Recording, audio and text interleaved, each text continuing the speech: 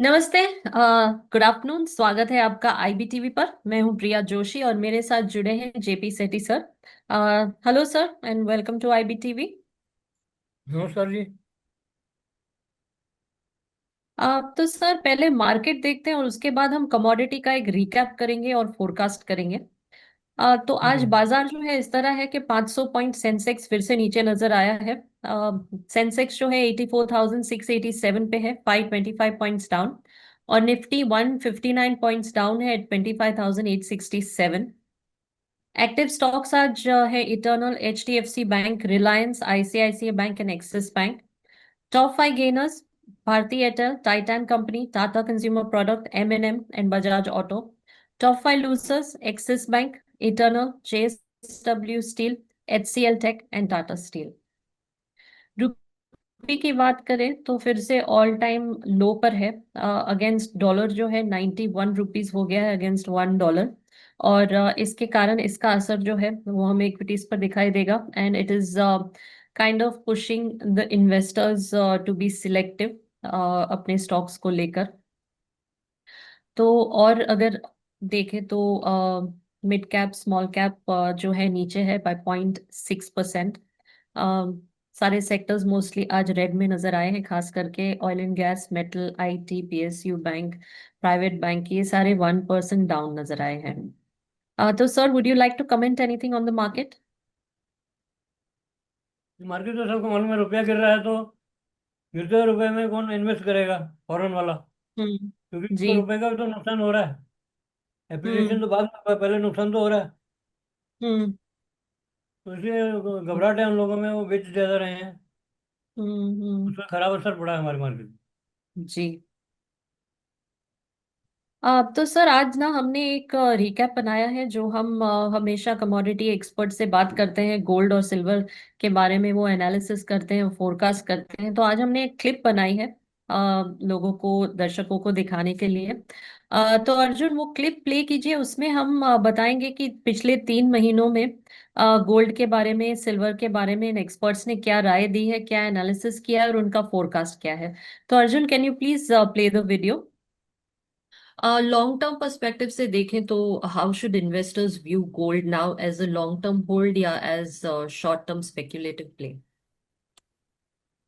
देखिए, गोल्ड की स्टोरी जो है वो लॉन्ग टर्म ही है। शॉर्ट टर्म में जरूर हम प्ले कर सकते हैं, जो रैलीज आती हैं हम्म। शॉर्ट टर्म रैलीज को प्ले करके बेनिफिट ले सकते हैं। लेकिन अगर हम्म। गोल्ड का रियल जो बेनिफिट लेना है तो वो पोर्टफोलियो में ऐड करके ही ले सकते हैं, क्योंकि गोल्ड जो है वो शॉर्ट टर्म स्पेकुलेटिव प्ले के लिए जरूर हम कभी ना कभी बेनिफिट हो सकते हैं। लेकिन हम्म। अगर हम लॉन्ग टर्म अपने पोर्टफोलियो में रखते हैं तो करेंसी रिस्क और जियोपॉलिटिकल रिस्क जो है वो कवर होते हैं हमारे पोर्टफोलियो में, और कहीं ना कहीं वो बैलेंस आउट करता है हमारे पोर्टफोलियो रिस्क को। तो हम्म। अगर लॉन्ग टर्म हम लेके चलते हैं गोल्ड को तो वो ज्यादा हमें रिटर्न्स देगा compare to short term rally. जी। सिल्वर की बात करते हैं। सिल्वर हैज बोथ मॉनेटरी और इंडस्ट्रियल यूजेस, दोनों हैं। तो कौन से फैक्टर हैं which is currently driving the price trend? देखिए, सिल्वर में जो अभी ट्रेंड जो जिसकी वजह से सिल्वर रैली काफी ज्यादा बुलिश होती हुई दिखी है और प्राइसेस काफी ज्यादा अपसाइड सस्टेन भी कर रहे हैं, उसका मेन रीजन है कि इंडस्ट्रियल डिमांड जो है सिल्वर में वो कंटिन्यूसली इंक्रीजिंग साइड पे है। एज ऑफ 2024 19% के आसपास सिल्वर की डिमांड थी इंडस्ट्रियल।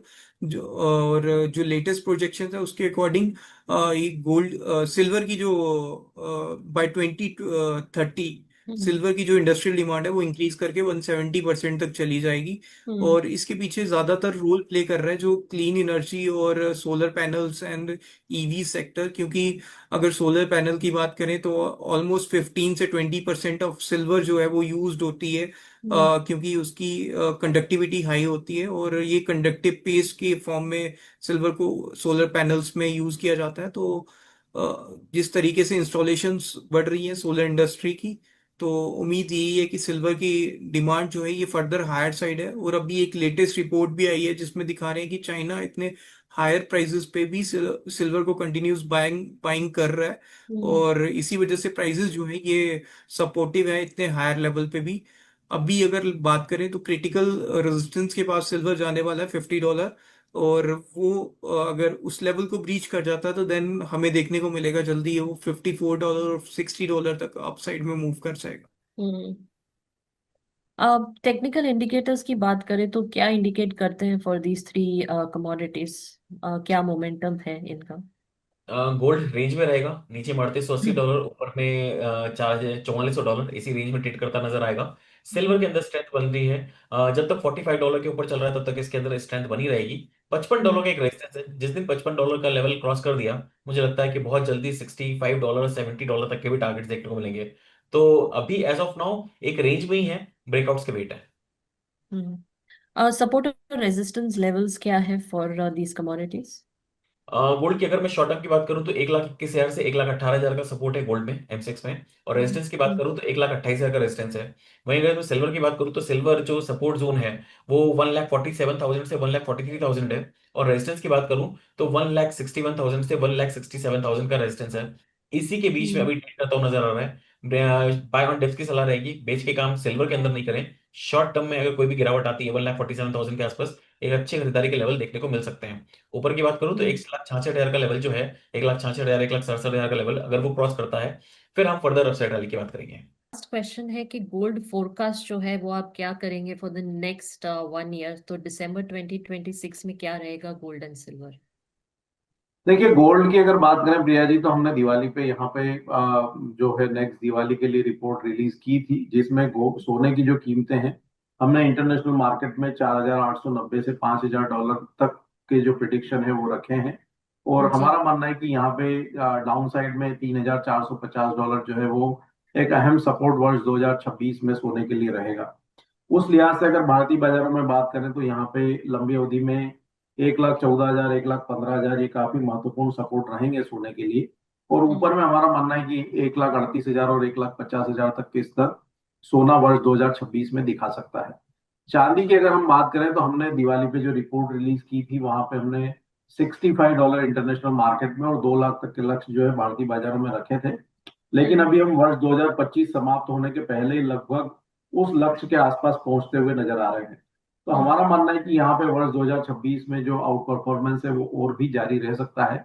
और हम्म। अब यहाँ पे $78 तक चांदी की कीमतें इंटरनेशनल मार्केट में वर्ष 2026 में पहुंच सकती है। उस हम्म। लिहाज से भारतीय बाजारों में 2,40,000 तक के स्तर यहाँ देखने को मिल सकते हैं। अगर डाउन साइड की हम बात करें तो यहाँ पे $47.40 जो है चांदी के लिए काफी महत्वपूर्ण सपोर्ट रहेंगे। और भारतीय हम्म। बाजारों में 1,45,000 1,50,000 ये महत्वपूर्ण सपोर्ट रहेंगे। तो ऊपर में 2,40,000 तक चांदी जाने की संभावना नजर आती है। वही सोना 1,50,000 तक। Currently geopolitical tensions जो चल रहे हैं उसके कारण where do you see gold and silver in the next 1 year? Gold जब भी हमने बात करी है तो गोल्ड और सिल्वर मुझे काफी पॉजिटिव लगा है, क्योंकि ग्लोबल में अगर देखा जाए तो टेंशन अभी खत्म नहीं होने वाली हैं, और ये जो टेंशन है आने वाले टाइम में अभी और ज्यादा देखने को मिलेगी। तो मुझे लगता है कि हम्म। गोल्ड जो है आने वाले टाइम में 40 से 500 से 4600 तक अपने को देखने को मिल सकता है। और नीचे में हम्म। जो सपोर्ट है 4100 का है। जब तक 4100 के ऊपर ट्रेड कर रहा है तब तक टेक्निकली इसके अंदर पॉजिटिव रहेगा। और 4500 4600 तक के टारगेट देखने को मिल सकते हैं। वहीं अगर मैं सिल्वर की बात करूं तो 65 का नेक्स्ट रेजिस्टेंस है। 65 का लेवल अगर क्लोज कर के ऊपर क्लोजिंग आती है तो मुझे लगता है बहुत जल्दी हम्म। 75 से $81 तक के टारगेट देखने को मिल सकते हैं। जो डिमांड एंड सप्लाई की बात कर रहे हैं तो सिल्वर गोल्ड दोनों के अंदर एक जो डिमांड है वो ज्यादा है as compare to silver. Fundamentals की बात करें तो सिल्वर के अंदर शॉर्टेज है बहुत ज्यादा। अ, बहुत ज्यादा सिल्वर का यूज भी है, और सबसे बड़ी बात यह है कि चाइना धीरे धीरे रिवाइव कर रहा है। चाइना में 40% डिक्लाइन है, जो उनका सरप्लस होता था, जो उनके पास में रिजर्व्स होते थे, 40% डिक्लाइन की तरफ पहुंच चुके हैं। अब आने वाले हम्म। टाइम में कोई भी अभी नई माइन निकलते हुए नहीं दिख रही है, तो इसलिए मेरे को लग रहा है कि जो टेक्निकल्स की बात कर रहे हैं इसके अंदर भी मुझे लग रहा है कि तेजी जारी रहेगी। और आने वाले टाइम में जो टारगेट्स हैं समवेयर अराउंड 75 से $81 तक सिल्वर में, और अगर मैं गोल्ड की बात करूँ तो 4500 से 4600 तक के टारगेट्स देखने। अब तो ये हमारे एक्सपर्ट्स थे। हमने देखा अंकित कपूर जी को, हमने देखा मनोज जी को, रविंद्र शर्मा जी को, सभी गोल का एक एनालिसिस कर रहे थे और फोरकास्ट कर रहे थे।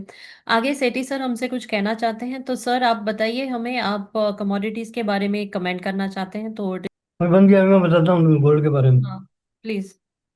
गोल्ड के बारे में, गोल्ड कैसे बनाया जाता है, गोल्ड और सिल्वर का उत्पादन कैसे होता है, और उसके बारे में बहुत से फैक्ट्स हैं जो मालूम नहीं है, तो वो मैं आपके सामने रखता हूँ।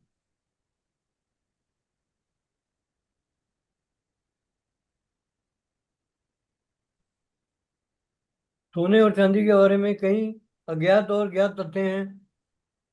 जैसे सोना जी। कभी जंग नहीं करता, सोना हम्म। कभी रस्टेड नहीं होता, और इतना लचीला होता है कि इससे सिलाई का धागा बनाया जा सकता है। जी। जबकि चांदी सभी धातुओं में सबसे अच्छा विद्युत चालक है। उसके थ्रू आप इलेक्ट्रिसिटी पास कर सकते हैं। जी। दुनिया के समुद्र तट पर लगभग 15,000 टन सोना होने का अनुमान है।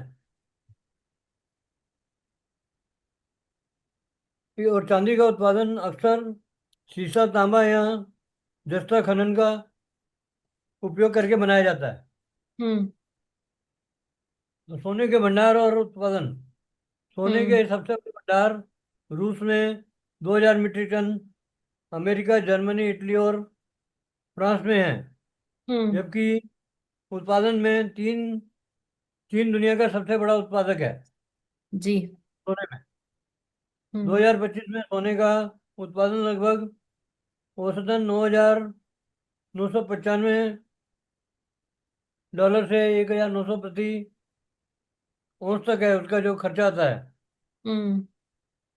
जो खदान, श्रम और ऊर्जा लागत पर निर्भर करता है। खदान जो खरीदते हैं, वो माइंस वगैरह जो जहाँ सोना पड़ा हुआ है, उसकी कॉस्ट है। हम्म।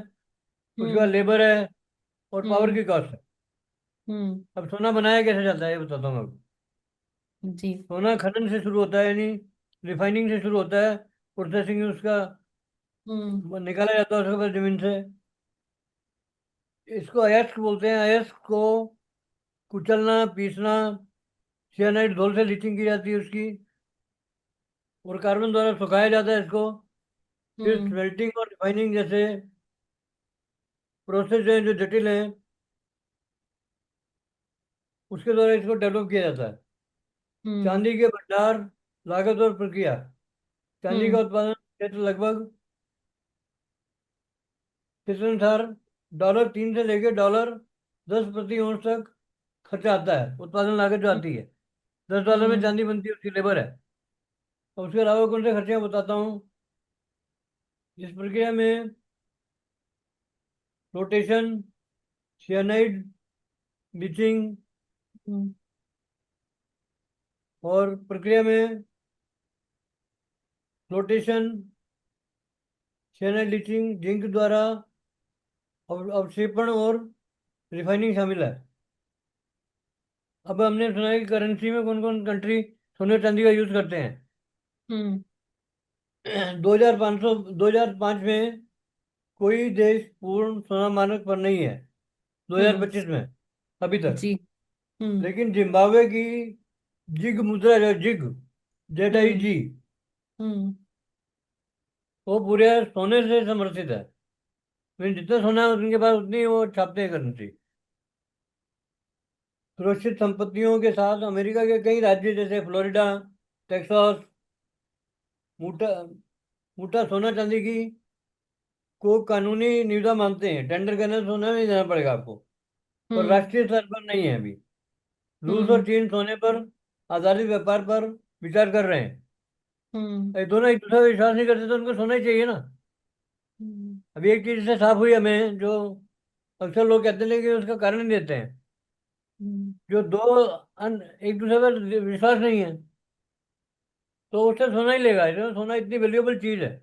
और हम्म। अभी जो लेटेस्ट डेटा आया है उसमें दिया कि इसका भाव और भी काफी बढ़ सकता है। उसका कारण यही है क्योंकि जब आपको दूसरे देश के साथ करेंसी का करना पड़ेगा व्यवहार, तो किसको यूज करेंगे। आप करेंसी नहीं ले रहा दूसरा, तो सोना ही देना पड़ेगा। हम्म। तो सोने और चांदी की उत्खनन लागत कैसे तय की जाती है, कि कितना खर्चा आया उसमें। सोने और चांदी की उत्खनन लागत कई कारकों से तय होती है। मुख्य रूप से खदान के स्थान, अयस्क की गुणवत्ता और तकनीकी विधियों पर निर्भर। पहला है हम्म। उसका कि कहाँ खदान कहाँ है। तो हायर क्वालिटी का जैसे आम है, अल्फांसो आम अच्छे हैं, दशहरी आम अच्छा है। दूसरा तोतापरी नहीं अच्छा उतना, नहीं देते उसका हम्म। पैसा। तो ऐसे ही सोने में भी ग्रेडेशन है। प्योरिटी कहाँ ज़्यादा है, उस खान का खर्चा बढ़ेगा ज़्यादा, वो आपको पैसे पैसे मिलेगी, उसके लिए ज़्यादा खर्चा करना पड़ेगा। और और खाने का खर्चा है दूसरा, उसकी क्वालिटी क्या है, खान किस जगह पर है, और तकनीकी फैसिलिटी क्या है। अगर आपको नई टेक्नोलॉजी है तो आप सस्ते में बना सकते हैं, लेकिन आपको इन्वेस्ट ज़्यादा करना पड़ेगा। प्रमुख लागत में खनन, ड्रिलिंग, ब्रांडिंग, श्रम शुल्क, ऊर्जा, बिजली, ईंधन, रसायन और रख रखाव शामिल होते हैं, जो कुल ऑल इन सस्टेनिंग कॉस्ट बनते हैं। 2025 में 1000 हम्म से 1900 प्रति औंस तक ये उसका खर्चा था। ये कॉस्ट आती है 1900 औंस तक, जबकि चांदी का 5 से 12 प्रति औंस आती है, क्योंकि चांदी अक्सर अन्य धातुओं का उप उत्पाद है, मतलब दूसरी धातुओं से बनती है। हम्म प्रभावित करने वाले कारक क्या हैं? आईएस ग्रेड कम होने पर लागत बढ़ती है, क्योंकि अधिक मात्रा में खुदाई करनी पड़ती है। हम्म जितना डीप जाएंगे उतना क्वालिटी का सोना मिलेगा।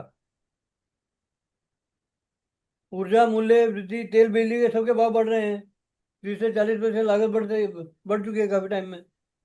और पोल्यूशन का भी कई कई जगह नियम लागू होते हैं। लेबर को कितनी पे दे रहे हैं, इन्फ्लेशन कितना है, ये सब उसमें जुड़े जाते हैं कॉस्ट में। इसीलिए गोल्ड का भाव बढ़ रहा है, कि उनके खर्चे भी ज़्यादा हो रहे हैं ना। क्षेत्रीय भिन्नता, दक्षिण अफ्रीका या ऑस्ट्रेलिया जैसी गहरी खदानों में लागत अधिक होती है, जबकि ओपन पिट खदानें चीन में और पेरू में हैं, जो सस्ती पड़ती हैं। चांदी में लैटिन अमेरिका की लागत सबसे कम है। तो हमने आपको जानकारी दी उनके बनाने के बारे में, उसमें क्या प्रोसेस है, क्या उसमें सामग्री लगती है, उसको कैसे निकालना पड़ता है, किन देशों में हम्म होता है, और उसका क्वालिटी क्या लेवल क्या है। जो हमने आपको जानकारी दी और सामने बताया कि इसका भाव बढ़ रहा है, तो ये कोई ऐसी चीज़ नहीं है कि कल इसका भाव कम हो जाएगा, एकदम जीरो हो हम्म जाएगा। तो जी। लोगों का जो विश्वास है कि ऐसे करेंसी दे, even if they are enemies they can use it as a currency hmm for exchange. Hmm तो इससे मेरे ख्याल है आपको काफ़ी चीज़ें क्लियर हुई होंगी जी। कि ये कितनी ये महत्वपूर्ण मेटल है। जी। तो हमने सोना और चांदी के बारे में आपको काफी जानकारी दी है, आशा करते हैं आपको पसंद आई होगी। कल आएंगे, लौटेंगे और अलग के विषय पे बात करेंगे। Thank you so much for joining us today. नमस्ते सेठी सर, थैंक यू। नमस्कार।